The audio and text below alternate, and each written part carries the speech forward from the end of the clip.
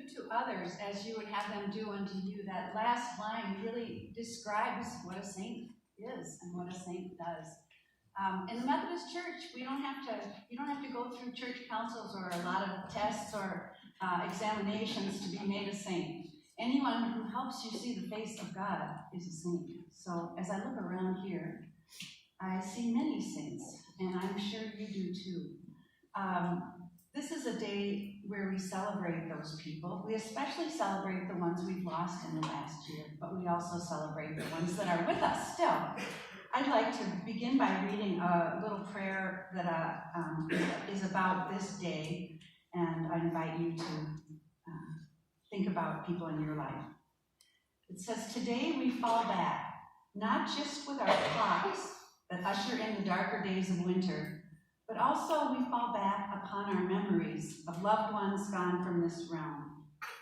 We fall back upon the emptiness that we still sometimes feel in their absence. We fall back upon our gratefulness that such a cloud of witnesses paved the way for us. We fall back on our faith that just as the holy walked with them, so too the holy walks with us. And today, let us also fall back into the arms of loved ones still with us, and remember to tell them just how much they mean to us. Today, let us fall back into the ever-present arms of the Holy One, remembering to say, thank you, thank you, thank you. Amen to that. Amen. All Saints' Day, All Souls' Day, All Hallows' Eve, the Day of the Dead. Our various celebrations this weekend remind us of an overwhelming truth, an overriding truth at the core of so many of our faith traditions, and that is that death cannot separate us from love. Those who love us are with us always. They're near, dear, and not so departed. And the Celts have a way of talking about thin places. And they say that is when the distance between life and death is just tissue paper thin. And I'm sure many of you have that experience on a daily basis. Those who love us are with us always. They're near, dear, and they're not so far away. They remain an intimate and important part of our daily lives. And they help us become more loving people and try to bring about a more just world. So we give thanks for those people. As we pause here for a minute, I'd like for us just to remember those we've lost in our own families and in our own church community over the last year. I'm struck by the fact that George mentioned just losing his dad last week, and Scott just lost his mom this past week too, and maybe others of you have lost people. So let's name those that we've lost who are dear to us and are with us in this time and space. Yanni. Michael. Margie. Mark. Big Ben.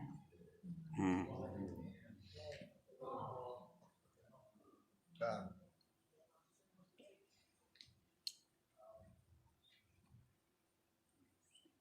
We're reminded that death isn't about destruction or separation. It's a moment of holy transformation that takes us even deeper into life. We trade our heartbeat for a deeper place in the heart of God, who is love, a heart that remains active. We also give thanks for the saints who are with us today and all around us. And I've invited Danielle to come up and tell us a story about everyday saints.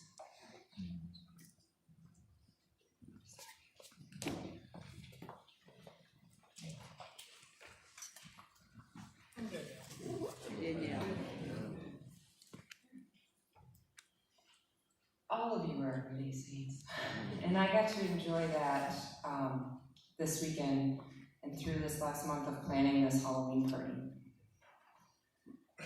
For me, in my recovery, there's been 3 gifts that I've been noticing. There's that authenticity, and for me to be able to show up, for me to be able to be myself. And because I was able to do that, and this church has helped me do that, I was able to plan this party. I've also been given the gift of abundance, and then the third gift that has been very present is the gift of people. I'm able to see the joy and the pain and compassion and all of these things in people. And I take that in and it just fills me up. And because of that, I'm able to do great things. And one of the things that happened was this party. So many people came together to make this party. We had a turnout of about 75 people, which is way more than what I had expected. But I think that's about how many people helped with this. So I just want to take a second. If you would please stand. First I'm going to have the people that had something to do with the party but didn't come to the party. If you donated a toilet paper roll, or donated money, or donated candy, or donated anything, can you please stand up? I know you guys are here. Toilet paper rolls, come on. And then also, if you donated your time in any form, can you also please stand up? And if you came to the party, please stand up.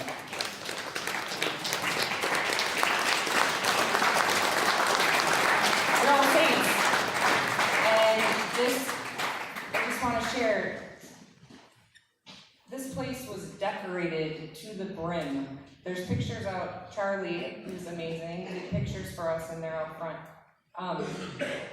We had people donate their Halloween decorations. We had people donate cash. Like I said, we were able to put all this together without spending any of the church's money.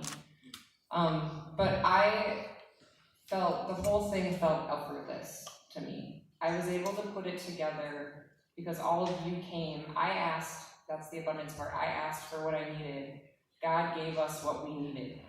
2 days, I put out that I wanted a DJ. I trusted we would get a DJ. 2 days before the party, we had a DJ.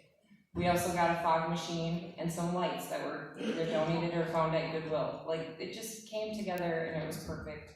And it was because all of you are all working amazing programs and were able to give. And that's what's really important. And I was so impressed by not being able, everybody helped, and I didn't have to really ask anybody for anything. People just showed up, and I was able to see how hard you guys work and able to see God through all of you, and that was freaking fantastic. Thank you.